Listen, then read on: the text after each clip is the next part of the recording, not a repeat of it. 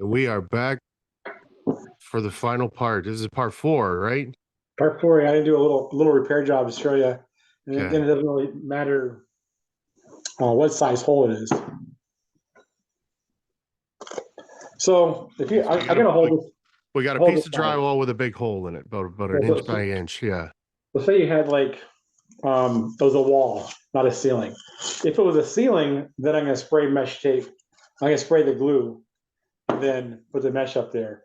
So when I blast this with mud with my tube, it just goes up there and stays there. Right. And then fiber fuse over that. And so that patch works really, really well for the ceiling. But for the walls, you see a lot of people like packing mud in the hole, right? Hot mud. They got hot mud in there. But if there's nothing back there, it's going to fall down. For sure. It's not doing anything, right? So you take a piece of fiber fuse, cut to the size of the hole, right? So this is okay. This is just a scrap piece left over from that bad cut. So I'm gonna take some mud, right? And this is gold. This is put some mud in this hole, right? And let it fall down through.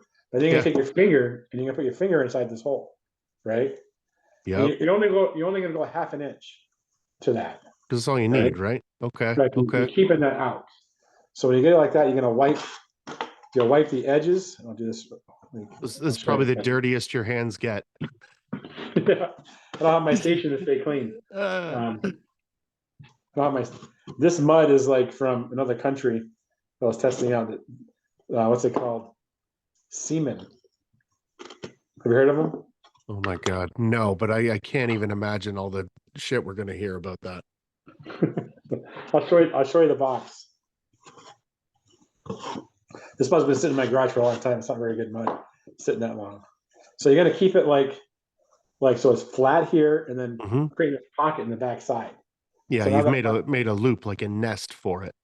Yeah, I call it a pocket. That's the same thing I do with like doing like a big gap in the corners. The mesh becomes a pocket and it holds it. Right. So now you go through and you'll pack that whole spot in, right? This one's got a lot of glue in it. It's very tacky. Yeah, it's pretty good. And then a bigger piece over that whole thing. Now what that does is it locks it in.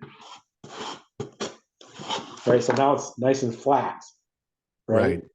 And there's no mud dripping down the back side because you created this pocket. And so it's going to dry faster than a whole bunch of mud being jammed up inside there. Well, and the air is exposed from the back as well. So is that going to like kind of suck it into the hole? Yeah. Like when that mud dries, it's going to shrink, right? Yep. Okay. All right. And that's what you want. And a lot of people like say, I don't like all-purpose mud because it doesn't. I like using the regular mud because it doesn't shrink. The lightweight mud. It's like you want it to shrink. When you come to your job, you want that mud to suck in tight. You know, and a lot of people don't want that. They think they're getting away with the shortcut.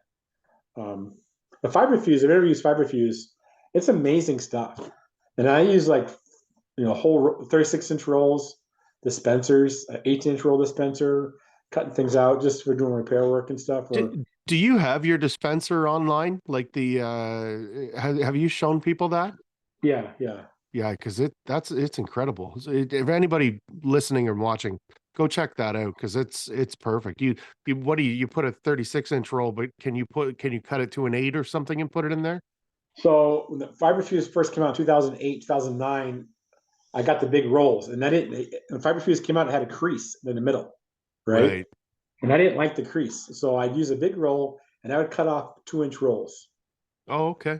And I put that on my banjo, and those are for the butts, right? I didn't like that crease on the butt, and then I figured out how to use it without doing that. But so I made a 6-inch roll dispenser, and a 6-inch roll dispenser was for gang boxes. So if you're in a kitchen, you have 15 outlets in your house. If it's on the corner bead or in a butt, a back butter piece of fiber fuse, throw it on there. So it's really important to back butter it because if you're doing like one next to a corner inside 90 inside angle, really close to your flusher, and if you don't back butter it or it gets enough mud there, your flusher will cut it. Okay. Right? So it makes it strong when it's cured. And so you can flush right over it, or you can box right over it. And what you do on the next day is you take a pencil. So regular pencil, that way if there's a hot box, you don't get zapped. And you're just put a hole right in the middle of that. Yeah. And then when you go to coat over it again, they give you a little dimple. Yep. And you poke a hole in that. And then that's how you mark them basically. But you see videos people doing circles around things. Yeah, you don't need to. Not for me. I'm not sitting there doing circles. I'm boxing over everything. Go, right? And then you come out in the last day and it's super, super clean, right? And it's so easy to cut out. And so yeah, so I made a 6-inch roll dispenser, and then I made my 36-inch roll dispenser. So if you ever use fiber fuse, you're doing big walls, it's really, fiber fuse is clingy. So it'll pick up hairs. Okay. Anything on the floor is not, you don't want that on your fiber fuse. It's gonna be clean. So I made the dispenser, so when I pull it up, I got mud on the wall, I pull it up like wallpaper, and then you wipe it with a radius knife, nice and smooth. The wall's brand new. It doesn't matter if it's the old glue from tile work. Yep. It's really, really rough, paper falling off. It makes it look brand new, and the word's amazing. Everybody says that's amazing, right? Yeah. And so I made that dispenser, and then the problem with that big dispenser is like, you can't take that to every job with you. No, it's huge. Too big, yeah. Right. So I thought if I cut one in half, because that gives me an extra roll, 36, 18, and 18 is an extra one. Then I have a spare. And so it's a regular toolbox, and you take the lid from the toolbox, you make your tray where the fiber fuse comes out, and that's where you use to cut. And it's really simple to make, and it's just bought from like a dollar store, basically, a toolbox, right? If you're a painter and you do a lot of patchwork, you might want to make one on a 9-inch, right? 9 is 18. So you'd have 3 rolls extra for your refill. Mm-hmm. It just depends on what kind of work you do, what you're getting involved in. And so I do big jobs. I do a lot of old posture repairs. So I want to use 36-inch rolls. Totally. And so an 18-inch roll dispenser is tiny. It's just the right size box. And sometimes I'm on a job, I'm taking them both with me, because if you're doing a whole wall, sometimes the 18-inch roll dispenser is perfect for above the windows or whatever, or you're short a little bit. So when I first used this fiber fuse with this glue, I called it the ice patch. And it's back when like the first patch was the California patch, right? Oh yeah. So basically what I did was I take a piece of drywall, and I cut a big piece of fiber fuse out, and I glue the piece on the fiber fuse. Okay. And then you spray glue around the hole, and you stick it on there. There's no mud involved, right? You stick it on there, and it dries fast, right? Yeah. And and then it dries, you do a skim coat, and you're done, right? So, and then I thought, hey, that's super, super strong. It's the strongest it can be. And recently, about a year ago, I said I had never done that with mesh tape. Mm-hmm. I used to do this with fiber fuse. Yeah. And it's pretty strong. It stretches, but the mesh tape outperformed the fiber fuse with this test, right? Just because it can breathe better or whatever. I don't know. Just super, super strong. If you were to pull this, you could see it kind of stretch it, right? Okay. I don't care how strong you are. You could not pull this apart. When you try it sometime. Yeah. Oh yeah. I'm gonna. Yeah, it'd be like, holy smokes, right? I had my son, which is he's in the military, big muscle guy, and a state wrestler guy. Both of them pulling apart from each other. And that's how strong it is. I mean, you can get it to pop eventually. Yeah. No. Right? But it's strong. And then it's actually screwed to the wall, right? So I mean, where's it going to go? If you're doing the best you possibly can do, if you do this to every one of your jobs, you gave the customer the best, because there's nothing better than that. And especially guys like me, that's what I'm doing. And I don't care how long it takes, and I don't care what it costs. I'm going to provide the best that I can, and I'm going to charge accordingly for it. And if you don't want that, go somewhere else, but they're not going to give you the best. It just is what it is, right? I can't knowingly do less, if that makes sense. Yeah. Wait till you start doing this. Yeah. You realize, wow, I have a guy in my group, and his guys didn't want to do it. And after one job, every job that he goes, we do it on every job now. That is just awesome. The problem is like where we live in the cold area and you do garages and stuff, and the walls crack. It's not our fault. And I told this guy, I said, if you do this to your seams and your butts in a garage, and keep this piece with you, a small piece like this with you, give it to the contractor. I said, I'm giving you the best I can possibly do. If this cracks, it's not my problem, because it's not. We are not miracle people. You know, we're just drywall finishers. You know, so that's it. I have a lot more stuff I can go over and stuff, but I think I got a lot of stuff done. Oh yeah, I think we're gonna have to do this all again, man. Like I think we're gonna have to do this all again a bunch of times. But this is what I mean. Like you and I have talked on the phone for 2.5 hours. We've been talking for whatever, a couple of weeks now, and it's just there's so much information in that head of yours. It's incredible. It's yeah, I made that comment the one time where like there's just smoke coming out of my ears when we get off the phone, right? Okay, so you got any shout outs you want to do, or we didn't talk about Wolfgang. I met him once at CSR. He just seems like such a humble human being, right? And I'm kind of excited to give him another handshake in Vegas, because I feel like I know him a lot better now. Yeah, I don't ever get into anyone's personal life ever. So, people that know celebrities or whatever, and they want to know where they live or how many kids they have or what their real name is, all this shit, I'm not interested. So when I met Wolfgang and found out that he was a real person, you start to get a little more interested, and then the name to ask about, and everybody knows him. And I've never heard a negative thing about him, and I feel like that's probably why you guys work so well together. When I talked to him, I think I know him really, really well, and it's like I talked to him about, like, don't treat all these people as your kids. They're not your kids. Right. These are drywall finishers. Talk to them like drywall finishers. You can't. Someone recently said to Wolfgang, "Hey, why don't we put? Where's that part at?"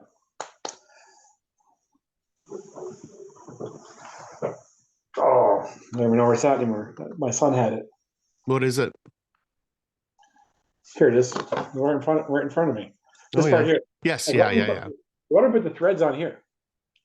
Someone wanted to put a sanding pole on it. I said, that's what our adapters do. Yeah. They don't understand how it works. You got to tell them how it works. You just made a longer pole. Why even put it on there? The whole idea is to take it off. So some of the people that think like, hey, I'm this awesome drywall finisher, I've been doing it for whatever, give me some tools for free. And you got to stop. Some of those people don't know, you know. And unfortunately, when you're doing that kind of stuff, you're handing over these things to people that don't know it inside out, and then they start telling other people about, like they don't fully understand. You can't teach what you don't fully understand. Exactly. So I try to get that through to him. I was like, you can't listen to everybody. You can't. But he tries to make everybody happy. I know he does. So he's a great guy. Advanced Equipment, they took me under their wing. I am their senior designer, and I design their tools and stuff. So Advanced is probably what keeps me doing what I'm doing, right? Yeah. They give me, like, I can go into the plants. I go in the plant and I just start making stuff.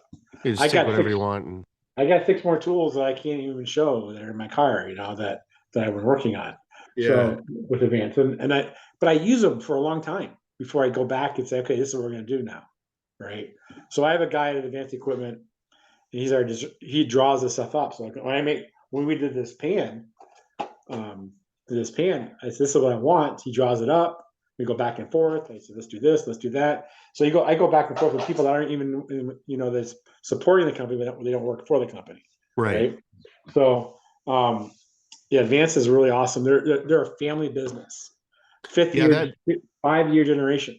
Yeah, that video that you had, I was really impressed with that. That it's, I feel like by the time you get to that many years, there's always it turns into something else. And I don't think this has done that at all. It looks like it's still a mom and pop shop. You still got a lot of love in that building. That makes a big difference. Well, they're my family. They're my family to me, Yeah. So recently my boss got hurt at our last expo, and I said, I'm not leaving you, you're Yeah. part of my family, So yeah, I was there a couple more days for things to get done there. And I really got along with all the companies except for a couple. And it's not because I don't like them, it's just because Yeah. they use you a little bit, And Yep. so for the people out there right now listening, if you have an idea and you're making a tool or something, you got to be careful on who you give it to, because later on that person might make millions of dollars off it. You don't even know it. Um, I I work with these companies for some reason. I just know everybody. I don't know why, Yeah. but we have this bond, and it takes a long time to earn that bond, right? For And sure. if someone comes to me with an idea, I'm not going to take your idea. I try to steer you to the right people. But if your idea, I can't give it to a company, I don't think it's going to be very good. You know Yeah. what I mean? Because another thing is, say you had this idea right here, right? Yeah. Um, and you don't know it, but there's 6 other companies that are already making it right now. It's like the little mini box handle. When I made that little mini box handle, Tape Tech released that yellow, whatever it's called. Yeah. Yeah. They released that the day before I was going to put it on my story thing. I was like, Yep. shoot, they beat me to it. But You're we like, were working God on it at damn the it. same Yeah. time, right? Yeah. So, and they probably already had a patent on it, right? So on theirs, right? Yeah. Well, So yeah. that's how things are. You got to be very careful. But I feel like the reason why I'm doing this is because, I'm trying to make people's jobs, the work that we do, easier for people, and I want you to be successful. And that's the whole thing why I try to share this with the group. It's like, Yeah. through all these years, I didn't know this either. It's like, you got to get it out there. You got to start doing it so you're safe on your jobs. You don't want everyone to come back to a job and fix a butt or No, crack something. never. So, and it doesn't mean it's your fault all the time, but if you can do as best you can do, Yeah. if this thing ever cracks somehow, right? This ever come like it's not my No. fault. You Yeah. know what I mean? So, And I mean, it's so, but if I had been doing that on this last job that I did, it was just one butt out of 6,000 board feet, but that wouldn't have happened. And I don't no, care. I don't care that it happened, that I had to go back and fix it. And the guy that I was working for, trust me, it has nothing to do with that. It's the fact that something that I put there and I thought I did my best failed. That's what bothers me. And now that I know how to do it one step further, that's the way I'm going to do it from now on, because I know that there's a way to do it a little bit better. And I think that's what it's all about, right? yeah, it's just it's just the next step. It's the next step that Fiber Fuse, when it came out, they didn't design tools and they didn't, do all the stuff that maybe should have been done. Yeah. And like the people that are using an 8-inch knife on their pre-coat and they're filling over the tape on their first coat is not right either. And so that needs to be wiped out a little bit more. There's a lot to learn. And once you figure it out, and maybe we'll do some more videos on that stuff if you want to, but once you figure it out, Fiber Fuse it's a great product. I So use it. basically, if I just took, this is a full piece right here, right? If I just take it, just took my knife and wiped it on this edge here, this right here it's got a crease right there now. Yeah. There's a weak spot, and depending on how hard you wipe it, you cut all the way through it, right? So you just got to. It is very delicate. So I was going to say, for the strength that it has, it's quite delicate. Yeah. When it's not cured. Yeah. So like paper tape, when you're wiping it, you can actually push the mud out. Yes. And you get to it. So if you get to an end of the wall, like when you get to like an end of a butt like this, or a wall like this, you can't push that mud. You have to roll, right? You roll through it. So just using it it's a different feel until you get the hang of it, but once you get it, it's like, wow, my job is getting done faster. I did a video today of the job I was at. I just started it two days ago. It's done. It's done because you can get through the jobs a lot faster. And it's a basement, So I like to tape coat on Fridays, because if you don't work on a Saturday or Sunday, you come back Monday, it's like you're golden. at that Yes. point. You Yeah. know what I mean? Give But then everything the time it needs. Yeah. it seems like you start on a Monday, it lasts all week, but if you start on a Friday, how do you done by Wednesday? Right? Yeah. It's just really weird like that. So yeah, so trim text was a big part of my growing up too. I mean, I don't do much work with them anymore, but I used to. I did a lot with them, and I learned a lot with TrimTech's product. I used their product just the other day when I was in a bad spot. I had to use a double. I called it double 5/8 or something, so you can overlap drywall. They don't make it Oh anymore, yeah. Okay. Yeah. Yeah. but I have a case. I have a case of it, and I use it when I need it. So, but they really made me stand out. Using all these corners and stuff. And I would have never known about this. Yeah. So you should learn something every day, right? So I tell you you should learn something every day, right or wrong. You're learning something. What Yeah. to do. What not to Talking to you makes that awful fucking easy for me. Uh, yeah. Yeah, But and this far into the game, like I did kind of hit a spot there where I was like, I'm not learning anything anymore. I've kind of got things figured out. And then you just need to find a different path, like go join different groups. There's so much to learn. I well, I'm sorry. I get tons of people that come to my group, my Fiber Fuse users group on Facebook, and like I didn't think would ever learn anything. yeah, Because I learned so much. Thank you, thank you. I get a lot of people saying thank you to me, yeah. right? Oh, I'm And one of them. I'm absolutely one of them. Yeah. thanks, thanks. There is still a lot to learn, a lot we can do. Just you can always improve something, right? So Hmm. I don't know. But when we come back, maybe our next one we can work with the auto pump, Totally. filter Yeah, station. I'd love to talk to you about that. I didn't want to be too pushy about it, but that'd be great for the next one. You could Yeah, kind of walk us through it all, and because that thing is just amazing, and yeah. it looks so intricate too. Somebody, sorry, go ahead. No, you go ahead. No. So some of these pieces I'm showing has got to do with that, Right. you know. And so this piece right here, I just made this piece yesterday. Did I show you this piece? No. Oh yeah, So yeah. That's where the mud's coming out. this is new. See how big that is. Okay. Yeah. So I just got this tube here to do some work with it, and so it's got a big ball in it. Wow. Yeah. Right. Okay. So this is the cone that I used to use for my autofiller, right? So I take this off, and people say, I talked about that in my first for our first break. This was the cone that I used to fill my boxes. Right. So it's a big. Oh, it's A lot of enormous. mud. Yeah, so you pull it, sucking a lot of mud. So I have this cone that snaps on and off my compound tube in my garage, right? So but I didn't have my ball. I didn't have this, Right. and so I found it because I lost it because I never used it, right? But I need to use it to do some stuff that I'm working with. So how do I get the mud in here? So I did this, made this. Yeah. So this is in my pump. This sits right in here like that, and it fills up It by just itself. seals perfectly. Yeah. Yeah.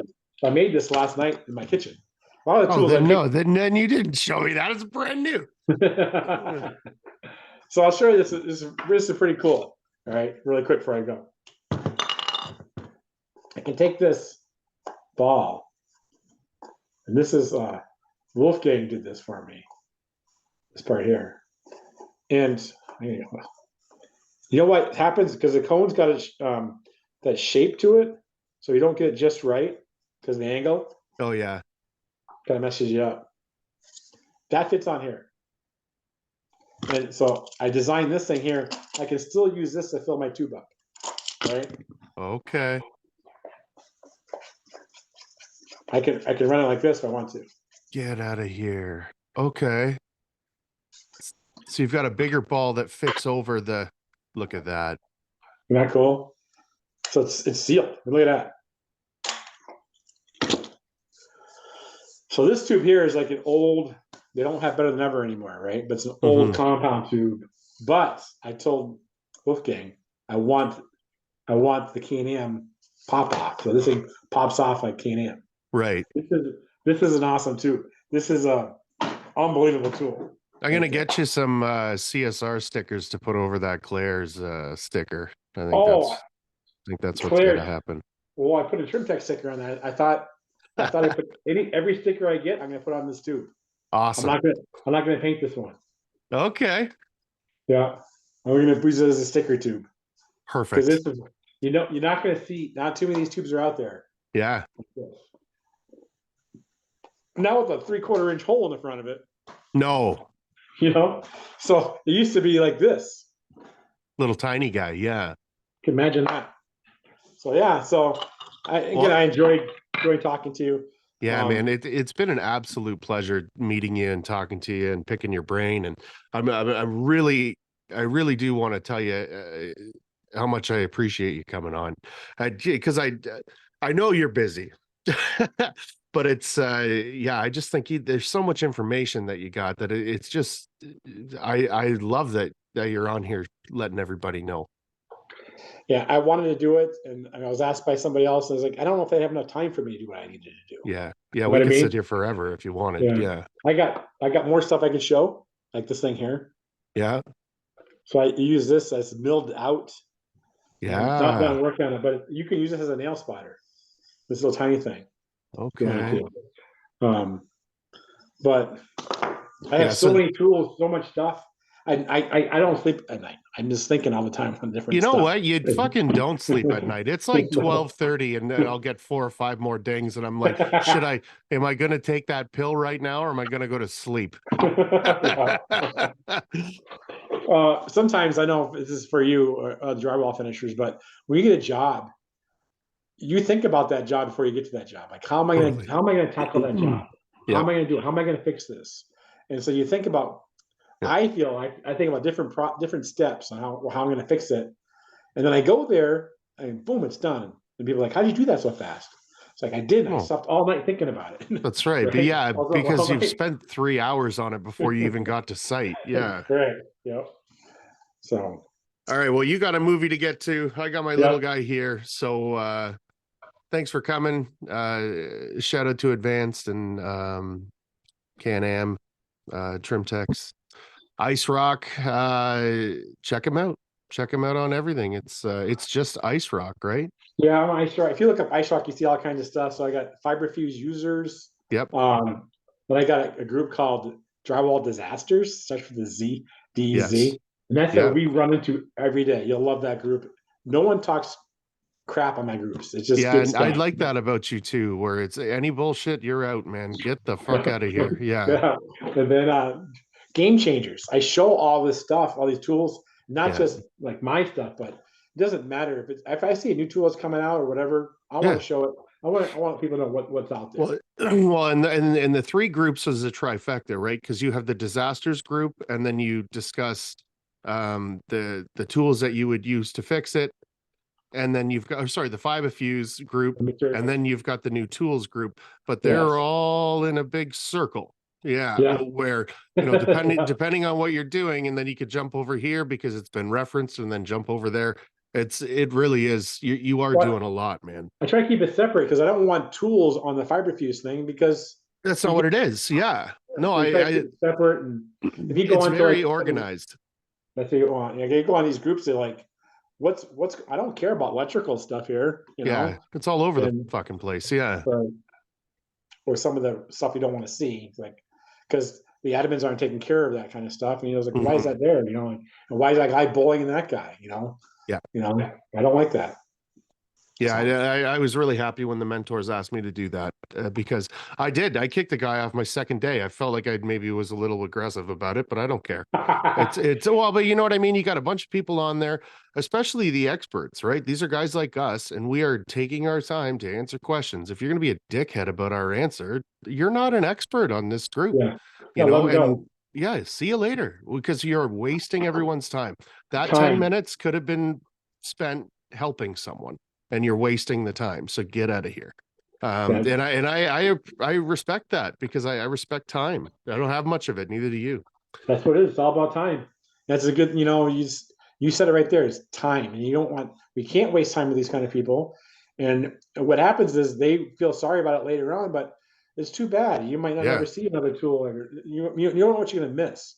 Keep your mouth shut sometimes.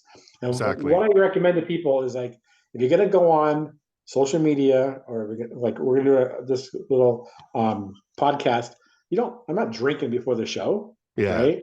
You don't comment on things. Keep that stuff, Yeah. at home, and when you're there, Well, don't. and there are situations to do that. I've had a few that we've had a couple of drinks because that's what we were doing. I took nootropics before I hopped on this one so I could fucking focus. Then I had an espresso. Okay, man, that was wonderful. We'll close out the show. Peace out. Yep. Be humble. Treat Be everyone the humble. same and do Yep. your fucking job.